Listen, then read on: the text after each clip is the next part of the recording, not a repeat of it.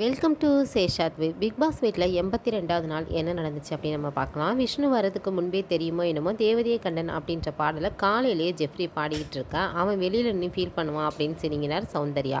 விஷால் மற்றும் பவித்ராவின் நண்பர்கள் வந்தாங்க. ஷியாமந்தா மற்றும் நேகா 2 பேரோட அறிவுரையும் ரொம்பவே சிறப்பாக இருந்துச்சு. இது 2 காட்சிகளையும் மாற்றி மாற்றி காமிச்சிட்டு இருந்தார் பிக் பாஸ்.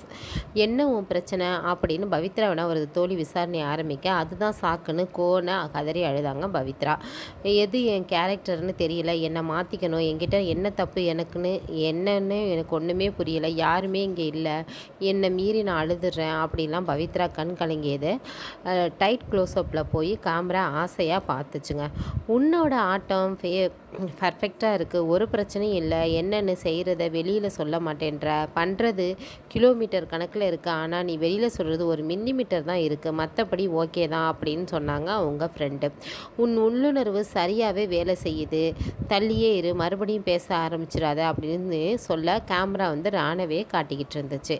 இன்னொரு பக்கம் விஷாலை அமர வச்சு அவர் சொல்கிறதையெல்லாம் பொறுமையாக கேட்டுட்டு நேகா கொடுத்த அட்வைஸ் கச்சிதமாக இருந்துச்சு. அவர் சொன்னதில் 2 முக்கியமான விஷயங்கள் இருந்துச்சு.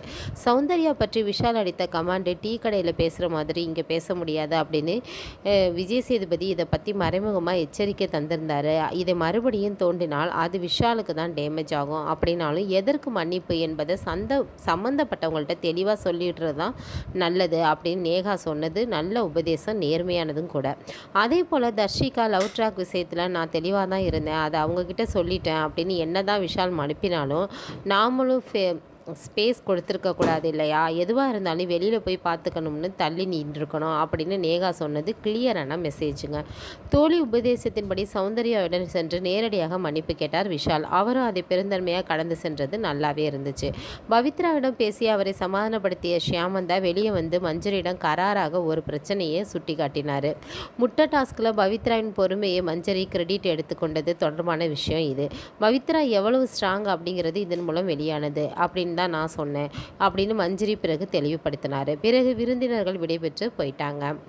வெளிப்படையான பேச்சு அப்படின்னு தோழி உபதேசம் செய்ததுனால உசிப்பேறி இருந்த பவித்ரா ஜாக்லினிடம் ஒரு பிரச்சனையை சுட்டிக்காட்டி அழுத்தமாக வாதிட்டு இருந்தாங்க. பாட்டம் 3 விஷயத்தில் ஜாக்லின் மாற்றி மாற்றி பேசுகிறாரு அப்படிங்கிற சர்ச்சை ஜாக்லின் அதற்கு விளக்கம் அளித்ததோடு இது ஓய்ந்துருச்சு. நட்புக்கு வயசு இல்லை அப்படிங்கிற பாடல் ஒலிக்க சௌந்தர்யாவுடன் ஸ்பெஷல் கண்ணீர் வந்துச்சு. முந்தைய சீசன் போட்டியாளர் விஷ்ணுவும் சிங்கம் அப்படிங்கிற அடைமொழி கொண்டிருக்கும் இயக்குனர் வெங்கட்ராஜும் உள்ளே வந்தாங்க. ஒரே துறையில் பணியாற்றிக்கிறவங்க அப்படிங்கிறத தாண்டி வெங்கட்டிற்கும் தீபக்கிற்கும் உள்ள ஆழமான பிணைப்பை இந்த சமயத்தில் காண முடிஞ்சிச்சு. அவரை பார்த்ததும் தீபக் கண்ணீர் விட்டு கட்டி அணைச்சிக்கிட்டு அதுக்கப்புறம் வெங்கட் தந்த அறிவுரையெல்லாம் ஏற்றுக்கிட்டாரு. உற்சாக புயலாக உள்ளே வந்த விஷ்ணு சௌந்தர்யா ஜாக் கூட்டணியிடம் என்ன உங்கள் பஞ்சாயத்து, ஒன்றுமே இல்லாத விஷயம் அப்படின்னு சமரசம் செய்து வச்சார். நீங்கள் நினைக்கிற மாதிரி ஒன்றுமே இல்லை, கூல் ஃப்ரோ, ஃபேமிலி பார்க்குற விதம் வேறு, ஆடியன்ஸ் பார்க்குற விதம் வேறு அப்படின்னு ரயானுக்கு ஊக்கமான வார்த்தைகளை தந்தார். ஆட்டம் ஏறத்தாழ முடிஞ்சிருச்சு, இனிமேல் புதுசாக நீங்கள் காட்ட ஒன்றும் இல்லை, இறுதி கட்டத்துக்கு தயாராகுங்க அப்படின்னு பொதுவான அட்வைஸ் அனைவருக்கும் கொடுத்தாரு. எல்லாம் ஓகே, ஆனால் கிரியேட்டிவாக ஏதாவது பண்ணுங்க, அப்போ தான் ஆடியன்ஸிற்கு என்டர்டெய்னிங்காக இருக்கும் அப்படின்னு வெங்கட்ராஜ் சொன்ன அறிவுரை சூப்பராக இருந்துச்சு. எல்லா ஆடும் ஒரு பக்கம் போகிறப்ப ஒரு ஆடு மட்டும் வேறு திசையில் போகும், அப்போ தானே அதை எல்லோரும் பார்ப்பாங்க அப்படின்னு சௌந்தர்யாவின் காலை வாரினார் விஷ்ணு. சவுண்டு தான் டைட்டில் வின்னராம், ரியலாக இருக்காங்களாம், இந்த ஷோவின் சிறப்பு பரிசாம், சிறந்த பரிசாம், இப்படியெல்லாம் விஷ்ணுவின் புகழாரங்கள் அமைஞ்சிச்சு. என்னை விடவும் நீ பெட்டர் பிளேயர் அப்படின்னு சௌந்தர்யாவிடம் பாசத்தை பொழிந்தார் விஷ்ணு. மொழி திரைப்படத்தின் காட்சி மாதிரி அப்போதுதான் சௌந்தர்யாவிற்குள் மண்டைக்குள் விளக்கு எரிஞ்சிருக்கு. பக்கத்தில் மணி அடிச்சிச்சு, காற்று பலமாக அடிச்சிச்சு, அல்லது இவையெல்லாம் ஏற்கனவே நிகழ்ந்தவையா அப்படின்னு தெரியல. விஷ்ணுவிடம் தன்னுடைய காதலை இப்போது வெளிப்படுத்த துணிஞ்சிட்டாரு. பெரியவங்க கிட்ட சொல்லாமல் செய்கிறது தப்பு அப்படின்னு ஜெஃப்ரி சொன்ன அறிவுரையை தொடர்ந்து கேமரா முன்பாக வந்த சௌந்தர்யா, விஷ்ணுவை ஏற்கனவே பிடிக்கும், உங்ககிட்ட சொல்லியிருக்கேன், நீங்கள் நேராக வந்தப்பவே சொல்லியிருக்கணும், நர்வஸாக இருக்குது, மனசில் இருக்கிறத சொல்ல போகிறேன், உங்கள் ஆசீர்வாதம் வேணும் அப்படின்னு கேமராவை தந்தையாக நினச்சி சம்மதம் கேட்டுக்கிட்டு இருந்தார்.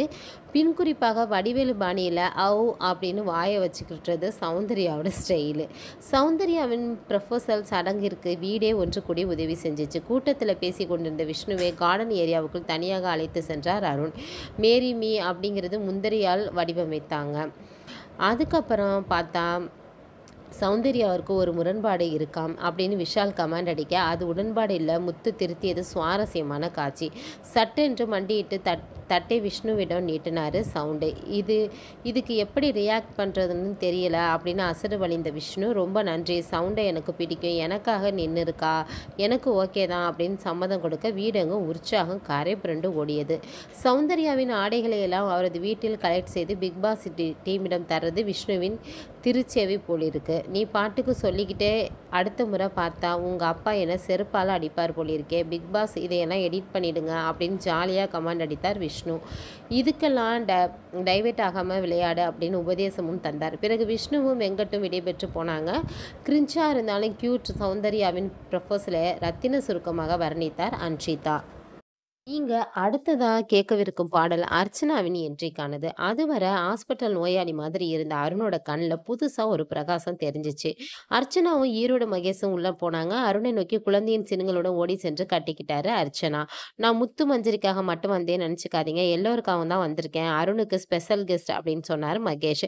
கேப்டன் கிரீடத்தை அர்ச்சனாவுக்கு அணிவித்து அழகு பார்த்தார் அருண். 80 நாளைக்கு மேலே இருந்து பெட்டில் ஜெயிச்சிட்டீங்க அப்படின்னு பாராட்டினார் அர்ச்சனா. ஒரு ஷூட்டிங் இருக்குது, அதுக்கு முன்னாடி இங்கே ஆசீர்வாதம் வாங்க வந்தேன், நீங்கள் தான் என்னோட லக்கி சாம் அப்படின்னு சீரியல் மருமகள் பாணியில் அருணின் காலில் விழுந்து வணங்கினார் அர்ச்சனா. கடந்த சீசனின் வெற்றியாளரிடம் எனி அட்வைஸ் அப்படின்னு அருண் கேட்க, இப்போ இருக்கிறது நல்லா இருக்கு, ஃபன் வேணாம், கோவம் வேணாம், உங்கள் மேலேயே சந்தேகப்படாதீங்க அப்படின்னு அர்ச்சனா வந்து வைஸ் பிரின்சிபல் டாஸ்கில் வர்ஷினிக்கும் அருணிற்கும் நடந்த விஷயம் பற்றி பொசசிவ் பாவனையுடன் சினிங்கியது ரசிக்கத்தக்க காட்சி. தீபக்கு தான் என்னை அதிகமாக ஆச்சரியமுட்டினாரு, இவ்வளோ நாள் இருப்பாருன்னு நான் நினைக்கல அப்படின்னு பாராட்டினார் மகேஷ். தனது ஹார்சி குவீனை அதிகாரப்பூர்வமாக பொதுவில் அறிவித்தார் அருண். உற்சாக கூச்சல்கள் வீடெங்கும் ஒழிச்சிச்சு. வந்த விருந்தினர்களை வச்சு விஷாலும் ஜெஃப்ரியும் பாடிய பாடல் சுவாரஸ்யமான வரிகளை கொண்டதாக இருந்துச்சு. பிறகு அர்ச்சனாவிற்குள் இருந்த பாடகி பீரிட்டு வெளியே வந்தாங்க. இந்த காதல் பொல்லாதது அப்படிங்கிற பாடலை கூடவே ஜெஃப்ரியும் பாடினாரு. இந்த பேச்சாளர்களிடம் உள்ள பிரச்சனை என்ன அப்படின்னா, ஏரியாவில் நுழைவதற்கு முன்பே என்ன பேசணும் அப்படிங்கிறத கோர்வையா மனசுல வரைஞ்சுக்கிட்டாங்க. அதுவே ரொம்ப உற்சாகமாகவும் இருக்கும். அதே சமயத்தில் யதார்த்தத்திலிருந்து விலகி சற்று செயற்கையாகவும் இருக்கும். ஈரோடு மகேஷின் உரை அப்படி தான் இருந்துச்சு. தயங்கியவங்க எப்போதும் தகுதியான இடத்தை அடைஞ்சது கிடையாது, எதற்கும் தயங்காதீங்க, நதி தன் பாதையை தானே தீர்மானிச்சுக்கும், இது வேற லெவல் ஷோ, பிக் பாஸ்ங்கிறது லைஃப் டைமில் சிலபஸ் மாதிரி, அடுத்தவன் பேப்பரை எட்டி பார்க்காதீங்க, உங்களுக்கு தரப்பட்ட கொஸ்டின் பேப்பருக்கு நேர்மையாக விடை எழுதுங்க அப்படின்னு மகேஷ் ஆற்றிய எழுச்சுரை காரணமாக போட்டியாளர்கள் உற்சாகம் அடைஞ்சாங்க. நல்ல வேளை இவர் போட்டியாளரா உள்ள வரல அப்படின்னு முத்துவோட மைண்ட் வாய்ஸ் ஓடி இருக்கும்னு நினைக்கிறேன். உங்களுக்கு நியூஸ் ரீடர் குரல் இருக்கு அப்படின்னு மஞ்சரிடம் சொன்ன அர்ச்சனா பிறகு எல்லோரிடமும் விடைபெற்று போனாரு. அஞ்சு ஐ மிஸ் யூ அப்படின்னு பிக் பாஸ் விச்சுவையும் வாசத்தையும் பொழிந்தாரு. அர்ச்சனா ஐ லவ் யூ அப்படின்னு வெக்கப்பட்டு கொண்டே உரத்த குரல்ல சொல்லி வழி அனுப்பி வச்சார் அருண். என்னதாண்டா எவனும் லவ் பண்ணலையா அப்படின்னு அணைத்தி கொண்டே வெளியே சென்றார் மகேஷ். பணப்பட்டியை பற்றி பேச ஆரம்பிச்சிட்டாங்க. இந்த விஷயத்தை முத்து மற்றவங்கள்ட்ட போட்டு வாங்குவதற்காக ஆரம்பிச்சாரு அப்படின்னு தான் தோணுது. டைட்டில் வெறி கொண்டவங்க பணம் வேணாம் அப்படின்னு தான் சொல்லுவாங்க. இந்த விடைக்கு வாயை விட்டுடா பிறகு நடக்கும் விவாதத்தில் மாட்டிக்கொள்ள வாய்ப்பு இருக்கு. இது கற்பனை தான் அப்படின்னு சொல்லி தன்னுடைய ரேட்டை 25 லட்சத்தில் ஆரம்பிச்சார் முத்து.